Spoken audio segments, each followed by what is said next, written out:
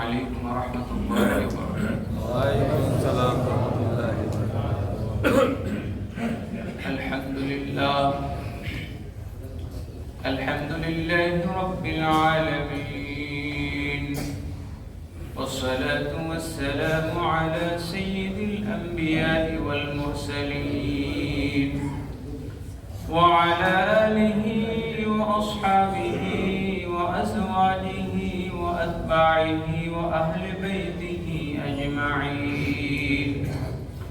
أما بعد فقد قال الله تبارك وتعالى في كلامه المجيد: أعوذ بالله من الشيطان الرجيم. بسم الله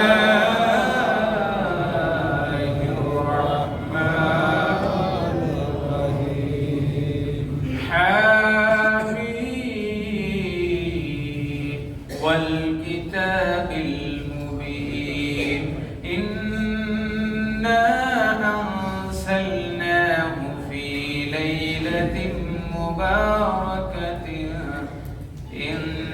إنا كنا منذرين فيها يفرق كل أمر حكيم أمرا من عندنا إنا كنا مرسلين. قال تعالى في شأن حبيبه مخبرا وآمرا: إن الله وملائكته يصلون على النبي يا أيها الذين آمنوا صلوا عليه وسلموا تسليما. اللهم صل على سيدنا محمد وعلى آل سيدنا محمد. يا صاحب الجمال ويا سيد البشر، من وجهك المنير لقد نور القمر. اللهم صل على سيدنا مولانا محمد وعلى آل سيدنا مولانا محمد. لا إله إلا الله، لا إله إلا الله، لا إله إلا الله، لا إله إلا الله، لا إله إلا الله، لا إله إلا الله،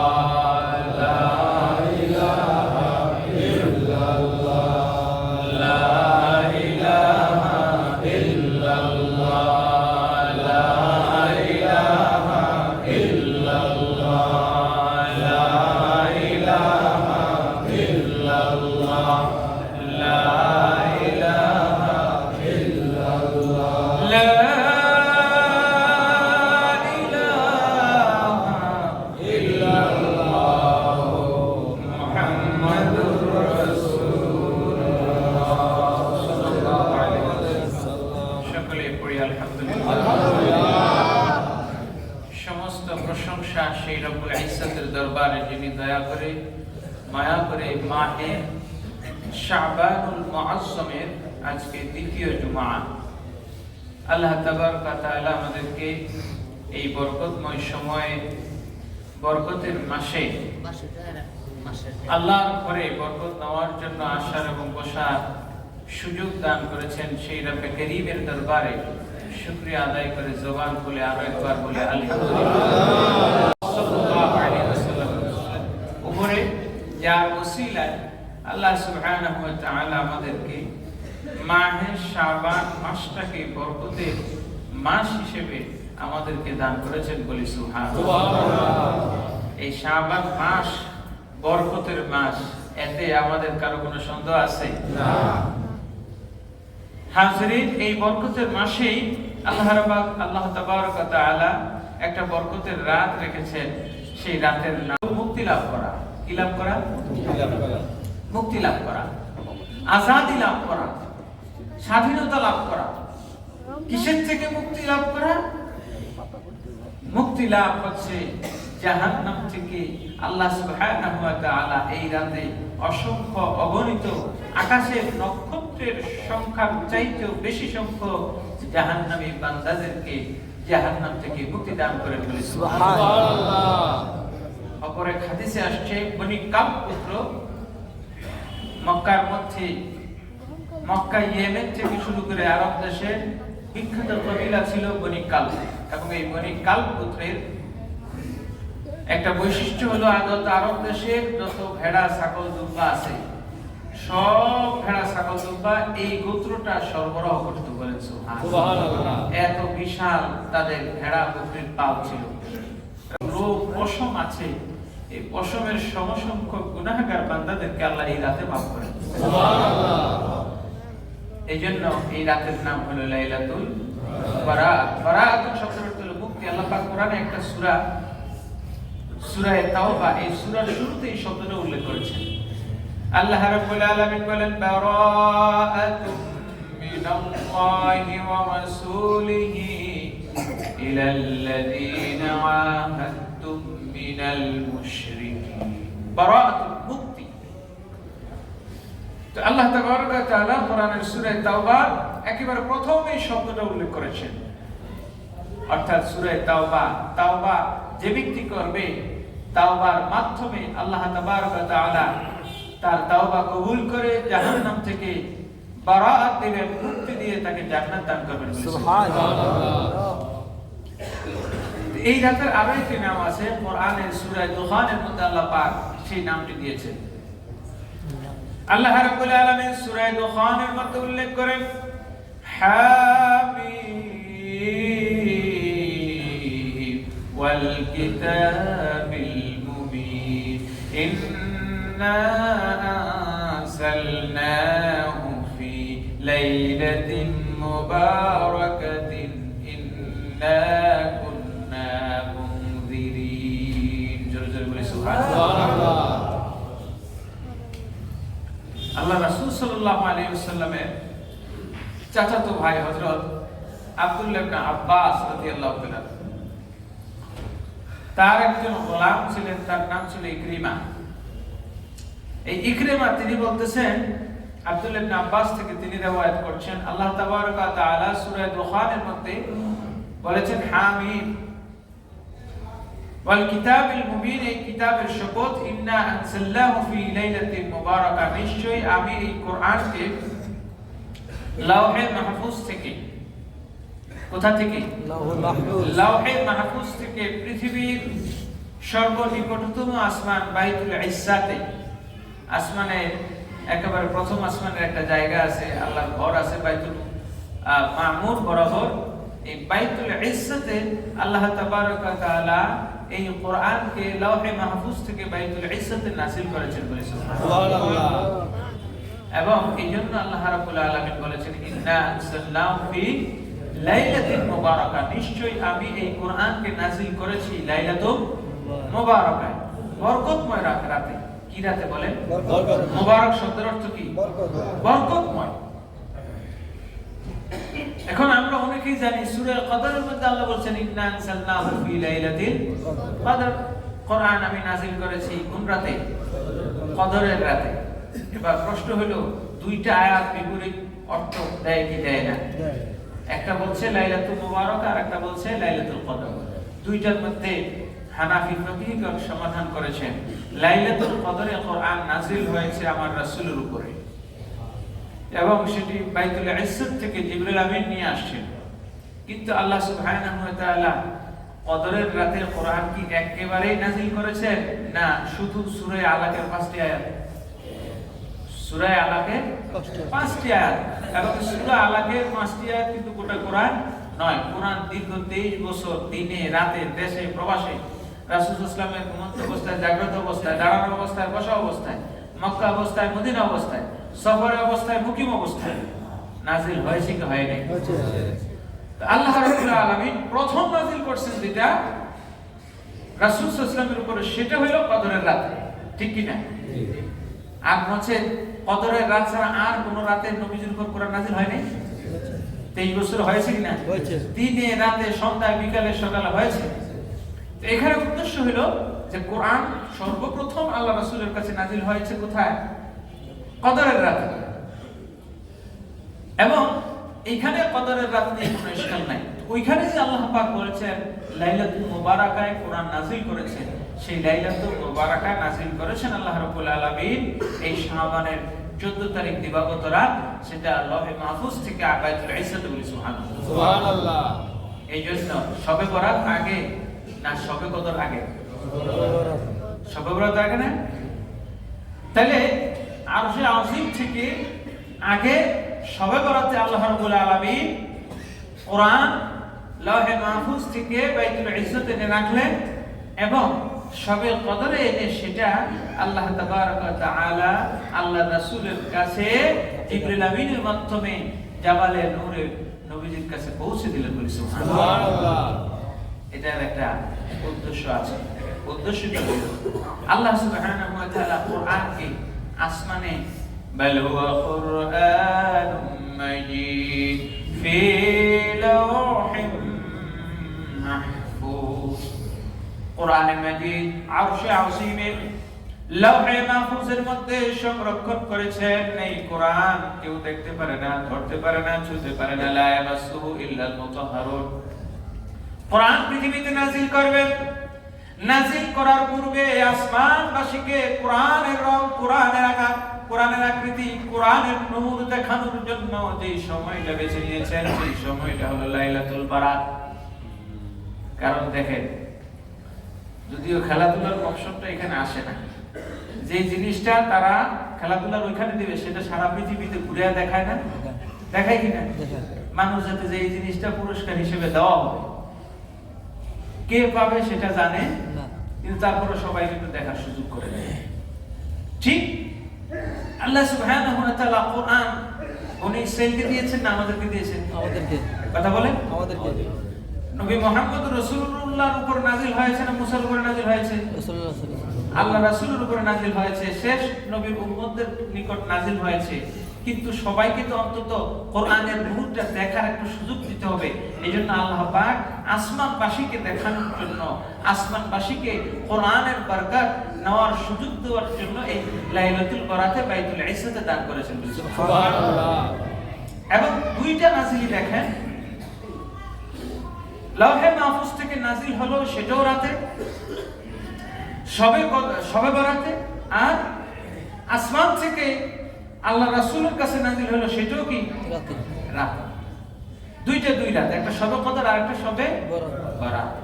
এই দুইটা রাতে নাজিল করার কিছু কারণ আছে। কোরআন জিনদের উপরে নাজিল হয় নাই, ফেরেশতাদের জন্য নাজিল হয় নাই, নাজিল হয়েছে বনি আদমের জন্য।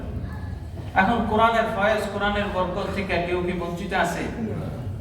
আল্লাহ রাব্বুল আলামিন আসমানের ফেরেশতারা যাতে কোরআনের বরকত, কোরআনের নিয়ামত লাভ করতে পারে, সেখান থেকে একটু ফয়েজ হাসিল করতে পারে, সেজন্য রাতে দিয়েছেন।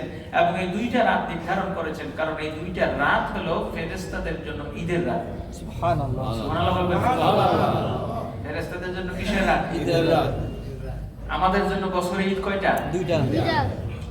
একটা হলো ঈদুল ফিতর, আর একটা ঈদুল আযহা। একটা হলো সেমাই খাওয়ার ঈদ, আর একটা হলো গরু খাওয়ার ঈদ, নাকি? হাজিরিন, আমাদের ঈদ হলো দিনের বেলায় না রাতে? দিনে না রাতে? দিনে। অনেকের জন্য রাতে। সারা রাত পুরো সামনেতে দেখবেন ছেলেপেলেরা এগুলো পটকা ফুটায় আর ওই যে ককটেল ফুটায়, ফুটায় দিনের বেলা ঘুমায়। ওদের ঈদ রাতে। ফেরেশতাদের মতো আমল করে, আছে নাকি নেই? ঈদের নামাজ ওদের নাই, টুটে না। সারা রাত ধরে জাগনা থাকে আর জাগনা করে খাওয়া দাওয়া করে আর মেয়েরা মেহেদি চেহেদি দিয়া এবার পরে ফজর আগে 4টার দিকে ঘুমাইতে যায়, বেলা 2টা পর্যন্ত ঘুমাই থাকে। এদের ঈদ রাতে রাতেই চলে যায়। তো ফেরেশতাদের ঈদ হলো রাতে আর মুমিনদের ঈদ হলো দিনে। ফেরেশতাদের জন্য মুমিনদের জন্য যেভাবে আল্লাহ দুইটা ঈদ দিয়েছেন, ঈদুল ফিতর, ঈদুল আযহা, ফেরেশতাদের জন্য লাইলাতুল কদর এবং লাইলাতুল মুবারাকা, লাইলাতুল নিসফু মিন শাবান, শবে কদর এবং শবে বরাত বলে সুবহানাল্লাহ। এইজন্য আল্লাহ সুবহানাহু ওয়া তাআলা এই উম্মতকে এই দুইটা রাত দিয়েছেন। যেমনি ভাবে এই উম্মতকে ঈদুল ফিতর, ঈদুল আযহা দিয়েছেন, বছরের 5টা দিন দিয়েছেন, আশুরার দিন, আরাফার দিন, এই দিনগুলো বরকতের কিনা? বরকতের না? ঠিক তদ্রূপ আল্লাহ রাব্বুল আলামিন এই লাইলাতুল নিসফু মিন শাবান অর্থাৎ শবে বরাতকে কোরআনের ভাষায় লাইলাতুল মুবারাকা বলেছেন, বরকতের রাত। কে বলেছেন? আল্লাহ। কে বলেছেন? আল্লাহ। সুতরাং এই রাতে যে বরকত নাযিল হয় এতে কোনো সন্দেহ নাই। এবার আসেন, লাইলাতুল মুবারাকা কি আল্লাহ তাবারক ওয়া তাআলা শুধু এই রাতকে বলছেন না, আরো কিছুকে বলছেন? আরো অনেক কিছুকে বলছেন। আল্লাহ নিজেই বলেছেন, কোরআনকে আল্লাহ মুবারাকা বলেছেন। আল্লাহ বলেছেন, ওয়া হাযা যিকরুম মুবারাকুন আনসালনাহু আফআনতুম লাহু মুনকিরুন। আল্লাহ বলেন সূরা আম্বিয়া আয়াত নম্বর 50 যে হাযা যিকরুম মুবারাকুন আনসালনা, এই কোরআন যেই রাতে নাযিল করেছি সেই রাতটা যেমন লাইলাতুল মুবারাকা, বরকতের রাত, এবং এই কোরআন স্বয়ং নিজেও মুবারাকা বলি সুবহানাল্লাহ। তাইলে শবে বরাতকে যেমন আল্লাহ লাইলাতুল মুবারাকা বলেছেন, কোরআনকেও কিতাবে মুবারক বলেছেন কিনা? কথা বলেছেন। এরপরে দেখেন আরো একটা জিনিস, এই পৃথিবীতে একটা পানি আছে, এক প্রকার পানি। বাংলাদেশে কত বোতলজাত পানি আছে না? মাম পানি আছে, ওই কোম্পানি সেই কোম্পানির, হ্যাঁ। একটা পানি আছে যে পানিটা যে আল্লাহ তাবারক ওয়া তাআলা মুবারক, মা-এ মুবারক, বরকতময় পানি বলেছেন সুবহানাল্লাহ। আল্লাহ সেই পানিটার ব্যাপারে বলছেন, ওয়া নাযালনা মিনাস সামাই মাআন মুবারাকা, আমি আসমান থেকে যেই বৃষ্টির পানি বর্ষণ করি, এই পানিটা সাধারণ কোনো পিউরিফাই করা পানি নয়, কোনো কেমিক্যাল মিশ্রিত নয়, বরং আসমান থেকে যেই পানিটা আমি বর্ষণ করি ওই পানিটা হলো বরকতের পানি বলি সুবহানাল্লাহ। ওই পানির সাথে পৃথিবীর কোনো পানির তুলনা হয় না।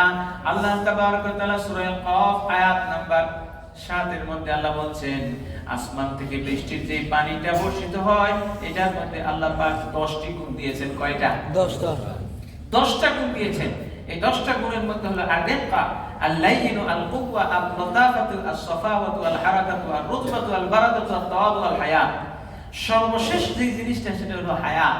বলেন না সুবহানাল্লাহ। আসমান থেকে এই পানিটা যেখানে পতিত হবে, যেই মাটির মধ্যে পড়বে ওই জায়গার মধ্যেই শস্য গজাবে বলি সুবহানাল্লাহ। তাহলে আল্লাহ পাক বৃষ্টির পানিকেও মা-এ মুবারক, বরকতের পানি বলেছেন বলি সুবহানাল্লাহ। আরো কি কি আল্লাহ বরকতময় বলেছেন দেখেন। আল্লাহ রাব্বুল আলামিন একজন নবীকেও বরকতের নবী বলেছেন সুবহানাল্লাহ। আল্লাহর নবী হযরত ঈসা আলাইহিস সালাতু ওয়াস সালামের কথা আল্লাহ কোরআনে তুলে ধরেছেন, ওয়াজআলানি মুবারাকান আইনামা কুনতু।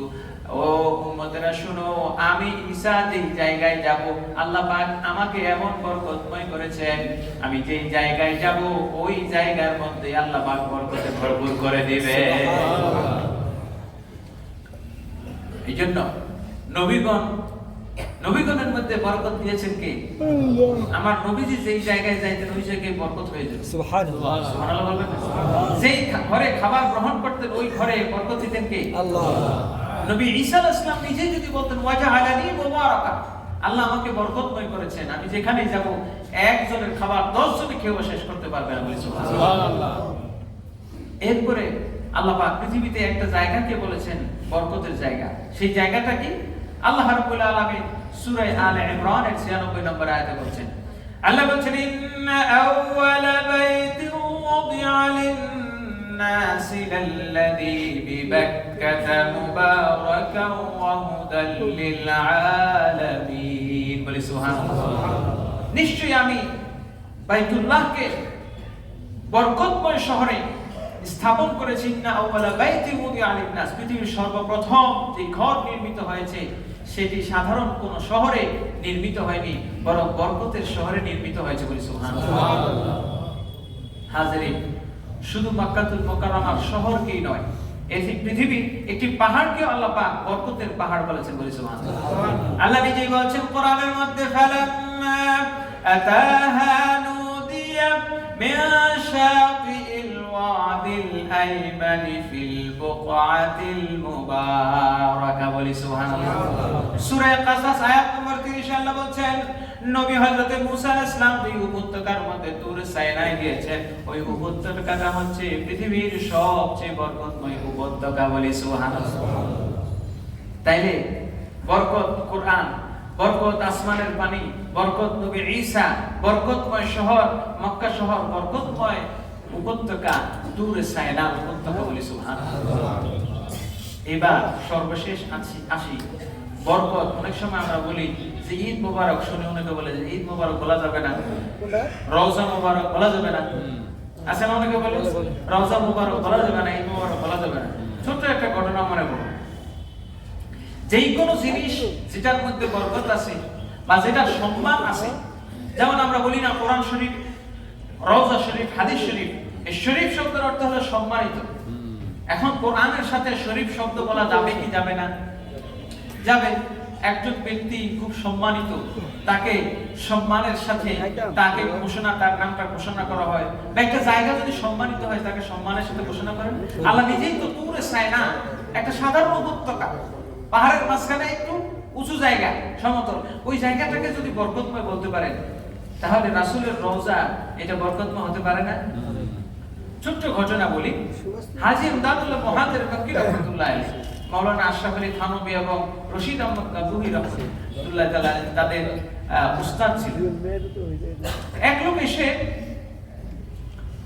এক লোক বলতেছে যে আমি আজমির শরীফ থেকে আসছি। কোথা থেকে আসছে? আজমির শরীফ থেকে। তো আরেকজন পাশে থেকে উঠে বলতেছে, আজমির তো আজমিরই হ্যাঁ, আজমির শরীফ कैसे बनता है? মানে আজমির তো একটা জায়গার নাম, কিন্তু আজমির আবার শরীফ হলো কবে? আজমিরের সাথে শরীফ বললেন কেন? এটা বেদাত। তো কিছুক্ষণ উনি হাজী ইমদাদুল্লাহ মুহাজির মক্কি রাহমাতুল্লাহ আলাইহি তিনি আর জবাব না দিয়ে অনেকক্ষণ কথা প্রসঙ্গ অনেকক্ষণ চলে গেল। যাওয়ার পরে যেই লোক শরীফ বলতে নিষেধ করছে, অস্বীকার করছে, সেই লোকরে কতক্ষণ পরে জিজ্ঞেস করতেছেন, ভাই আপনার মেজাজ শরীফ কেমন, আপনার শরীর শরীফ কেমন, মানে আপনার দেহ শরীফটা কেমন, আপনার শরীর শরীফটা কেমন আছে? মানে বলতেছে আমার মেজাজ শরীফ আচ্ছা হ্যাঁ। ওনার মেজাজ শরীফ কি আচ্ছা হ্যাঁ, অর্থাৎ আমার মেজাজ ভালো আছে। তখন উনি জবাব দিলেন, আপনার মেজাজকে যদি শরীফ বললে আপনি মানতে পারেন, তা আজমিরে খাজা আজমির গরিবে নওয়াজ মঈনুদ্দিন চিশতি রহমাতুল্লাহ আলাইহি তিনি শুয়ে আছেন, ওই জায়গাকে আজমির শরীফ বলা যাবে না কেন? কথা বুঝতে পারছেন? আপনার মেজাজকে যদি মেজাজ শরীফ বলা যায়, আপনার দেহকে যদি দেহ শরীফ বলা যায়, তো ওইটাকে বলা যাবে না কেন? হাজিরিন, আল্লাহ তাবারাক ওয়া তাআলা যেই জায়গায় বরকত নাযিল করেন ওই জায়গায় মোবারক হয়ে যায়। সুবহানাল্লাহ। ঈদের দিন আল্লাহ বরকত দেয় না আযাব দেয়? বরকত দেয়। নিয়ামত দেয় না আযাব দেয়? নিয়ামত দেয়। অবশ্যই বরকত দেন। সুতরাং ঈদের দিন ঈদ মোবারক বলবেন না ঈদ আযাব বলবেন? ঈদ মোবারক। সেটা আপনার সিদ্ধান্ত। হাজিরিন, তো আল্লাহ সুবহানাহু ওয়া তাআলা শুধু কোরআন, ঈসা আলাইহিস সালাম, মক্কাতুল মুকাররমা, তুর সাইনাকে মোবারক বলেন নাই, কিংবা শবে বরাতকে লাইলাতুল মুবারাকা বলেন নাই, বরং একজন ইমানদার যখন তার ঘরে সালাম দিয়ে প্রবেশ করে, তো ওই ঘরটাকেও মোবারক ঘর বলেছেন। সুবহানাল্লাহ। কে বলেছেন? আল্লাহ। আল্লাহ রাব্বুল আলামিন কোরআনের সূরা নূরের মধ্যে 61 নম্বর আয়াতে বলছেন, فَإِذَا دَخَلْتُمْ بُيُوتًا فَسَلِّمُوا عَلَى أَنفُسِكُمْ تَحِيَّةً مِنْ عِنْدِ اللَّهِ مُبَارَكَةً طَيِّبَةً। বলি সুবহানাল্লাহ। কোন ইমানদার যখন তার ঘরে সালাম দিয়ে প্রবেশ করে, কি দিয়ে? সালাম দিয়ে। নাকি কেড়ে করে প্রবেশ করলে হবে না। আপনি যখন ঘরে সালাম দিয়ে প্রবেশ করবেন, তখন আল্লাহ বলছেন ফাইদা দাখালতুম বুয়ুতান, যখন তোমরা ঘরে প্রবেশ করবে, ফাসাল্লিমু আলা আনফুসিকুম, ঘরে যারা আছে তাদেরকে যদি কেউ থাকে তো সালাম দাও, ঘরে যদি কেউ নাও থাকে তাহলে নিজেদের উপরে সালাম দাও। সুবহানাল্লাহ। এরপরে আল্লাহ বলছেন যখন সালাম দিবা তাহিয়াতাম মিন ইনদিল্লাহ, আল্লাহর পক্ষ থেকে এই সালামের জবাবটা দেওয়া হবে। সুবহানাল্লাহ। এবং মুবারাকাতাম তাইয়্যিবা, ওই মুহূর্তে তোমার ঘরটাকে বরকতময় করে দিবেন কে? আল্লাহ। সুতরাং একজন ঈমানদারের ঘর, ঈমানদার নিজের উপরে নিজে সালাম দিল, সালাম দিয়ে ঘরে প্রবেশ করলো, তার ফলে যদি তার ঘরটা বরকতময় ঘর হতে পারে, তাহলে যেই জায়গায় নবীজিকে সালাম দেওয়া হয় ওই জায়গাটা বরকতময় হতে পারে কি পারে না? যেই রাতে কোরআন নাযিল হয়েছে ওই রাত বরকতময়। সুতরাং লাইলাতুল কদরে যেমনি ভাবে কোরআন নাযিল হয়েছে আল্লাহ রাসূলের উপরে, লাইলাতুল বারাতে কোরআন নাযিল হয়েছে লৌহে মাহফুজ থেকে আরশে আজিমে, এই রাতটাও বরকতের রাত। সুবহানাল্লাহ। এই রাতে যেহেতু বরকতের রাত, সুতরাং বরকত লাভের জন্য আমাদের প্রত্যেকের উচিত নাকে তেল দিয়ে ঘুমানো। দেখবেন এই যখন শবে বরাত আসে না, আপনারা ইলেকট্রনিক্স মিডিয়া, ফেসবুক এইসব এগুলো ভালো দেখেন, আর এগুলোতে আপনারা খুব অ্যাক্টিভ, যার ফলে এই সময় দেখবেন শবে বরাতে কোনো ইবাদত নাই, কিছু নাই। আছে নাকি নাই? এক শ্রেণীর লোক আছে, আরে ভাই ধরলাম তোমার কথা যে শবে বরাত কোরআনে নাই, হাদিসে নাই, আমরা সবাই মিলে যদি একটা বিশেষ উপলক্ষ ধরে, বিশেষ দেশে ভূমিকম্প হইলো, সবাই মিলে চিন্তা করলাম যে না, কালকে যেহেতু ভূমিকম্প হয়েছে, আগামীকাল আমরা সবাই মিলে একটু ইস্তেগফার করি, মসজিদে সারা রাত ইবাদত বন্দেগী করি। আচ্ছা বলেন তো, এটা কি বেদাত হবে? না। আমরা ইবাদত করছি কার? আল্লাহ। শবে বরাতের কথা কোরআনে আছে, হাদিসে আছে। আল্লাহ রাসূল নিজে আলী রাদিয়াল্লাহু তাআলা আনহুকে বলছেন, ইদা কানা লাইলাতুন নিসফি মিন শাবান, ও আলী শোনো শোনো, যখন লাইলাতুন নিসফি মিন শাবান আসবে, ফাকুমু লাইলাহা ওয়া সুমু নাহারাহা, তুমি ওই সারা রাত জেগে জেগে ইবাদত বন্দেগী করবে। আলী শোনো শোনো, পৃথিবীর কোনো মানুষের ফতোয়া শুনবে না, ইউটিউব বক্তার ফতোয়া শুনবে না, ফেসবুকের খেলোয়াড়ের ফতোয়া শুনবে না, সিনেমার নায়ক নায়িকারা এখন ফতোয়া দেয়, ফেসবুকে টুক করে লিখে দেয়, হারা জীবন করছে নাটক, আর উনি ফেসবুকে লিখে দেন শবে বরাত শরীয়তে নাই। আচ্ছা বলেন তো, এই পৃথিবীর মানুষ এই আহম্মকও বিশ্বাস করে, তার নিজেরই কাপড় ঠিক নাই, আবার সে বলে যে শবে বরাত কোরআন হাদিসে নাই, তোমার পরনের কাপড় ঠিক নাই। হাজিরিন, আল্লাহ রাসূল যেখানে আলীকে রাদিয়াল্লাহু তাআলা আনহুকে বলছেন ফাকুমু লাইলাহা, শবে বরাত যখন আসবে তুমি সারা রাত থেকে ইবাদত করবে। কি করবে? কথা বলেন। তাহলে আমরা কি আল্লাহ রাসূলের কথা শুনবো না ফেসবুক লেখকের ব্লগারের কথা শুনবো? আমরা সারা রাত জেগে এই মসজিদে ইবাদত করতে চাই কি চাই না? কারা কারা চায় আল্লাহকে দেখেন? নারে তাকবীর। আল্লাহ কবুল করুন, সবাই বলে আমিন। ফেসবুকারের ফতোয়া, ইউটিউবারের ফতোয়া ইউটিউবের মধ্যে থাকো, আমরা তাদের ফতোয়া শুনতে চাই না। আল্লাহ রাসূল যেই কথা, যেই পথ মত দেখিয়ে গিয়েছেন কোরআন এবং হাদিসের মাধ্যমে, আমরা সেই পথ মতে চলতে চাই কি চাই না? হাজিরিন, শবে বরাত নিয়ে ইশকাল করা 1400 বছর ধরে কেউ এগুলো নিয়ে ইশকাল করে না। নব্য মুফতি বের হয়েছে, যাদের আর কোথাও ফতোয়া দেওয়ার সুযোগ নাই, জায়গা নেই। কেউ যখন কিচ্ছু না পারবে, আপনার দেখবেন কিছু মানুষ আছে, আপনার কোনো ক্ষতি সামনে এসে একটা কথা বলতে পারবে না, বললে যে টুটি ধরবেন চেপে তো টুক করে ফেসবুকে দিয়ে দেবে, অমুকের মতো খারাপ লোক নেই, আছে নাকি নেই? সামনে এসে কিছু বলার সাহস নাই, আর দেখলে সালাম দেয়, ফেসবুকে গিয়ে উনি আপনার গালিগালাজ করে। হাজিরিন, এগুলো থেকে আমাদেরকে সতর্ক থাকতে হবে। আল্লাহ রাসূল বলেন ফাকুমু লাইলাহা ওয়া সুমু নাহারাহা, আগামী মঙ্গলবার এবং বুধবার এই দুইটা দিন আমরা শবে বরাতে রোজা রাখবো। আল্লাহ কবুল করুন বলে আমিন। আমরা তো দুইটা রাখার কথা বলছি। আল্লাহ রাসূল সাল্লাল্লাহু আলাইহি ওয়াসাল্লামের ব্যাপারে আয়েশা সিদ্দিকা বলছেন রাদিয়াল্লাহু তাআলা আনহা বলছেন, আল্লাহ রাসূল এই মাসে রমজানে তো পুরো 30টা রাখতেন, রমজানের পর বাকি 11 মাসের মধ্যে সবচেয়ে বেশি শাবান মাসে রোজা রাখতেন। সুবহানাল্লাহ। আচ্ছা বলেন তো, এই মাসের গুরুত্ব, এই রাতের গুরুত্ব যদি না হতো এত রোজা রাখতেন না? আয়েশা সিদ্দিকা রাদিয়াল্লাহু তাআলা আনহা বলছেন, আল্লাহ রাসূলকে আমি শবে বরাতের রাতে হারিয়ে ফেললাম, গিয়ে দেখি আল্লাহ রাসূল শবে বরাতে জান্নাতুল বাকিতে গিয়ে বসে আছেন, সিজদায় পড়ে জান্নাতুল বাকি অধিবাসীদের জন্য, বাসিন্দাদের জন্য কাঁদতেছেন। বলি সুবহানাল্লাহ। তাহলে শবে বরাতের রাতে কবর জিয়ারত করা রাসূলের সুন্নাহ, ঠিক কি না? আমরা এই রাতে ইবাদত বন্দেগী করব, আশেপাশে কবরস্থানও জিয়ারত করব, যাদের পক্ষে সম্ভব মা বাবার কবর জিয়ারত করব। আল্লাহ কবুল করুন বলি আমিন। একটা বিষয় বলে শেষ করব, সেটি হচ্ছে শবে বরাতের হালুয়া রুটি। হালুয়া রুটি। আচ্ছা বলেন তো, রুটি আমরা সারা বছর খাই কি খাই না? আল্লাহ কি রুটি খাইতে কোরআনে নিষেধ করছে? আদেশ করছে? কোরআনে রুটির কথা আছে? আছে। আছে। কোরআনে রুটির কথা আছে সূরা ইউসুফ 36 নম্বর আয়াতে। কোথায়? সূরা ইউসুফ 36 নম্বর আয়াতে আল্লাহ নিজে বলছেন ওয়া দাখালা মাআহুস সিজনা ফাতায়ান। হযরত ইউসুফ আলাইহিস সালামের সাথে দুইজন আপনার জেলখানার মধ্যে ঢুকলো। قال احدهما اني اراني اعصر خمرا وقال الاخر اني اراني احمل فوق راسي خبزا। বলি সুবহানাল্লাহ।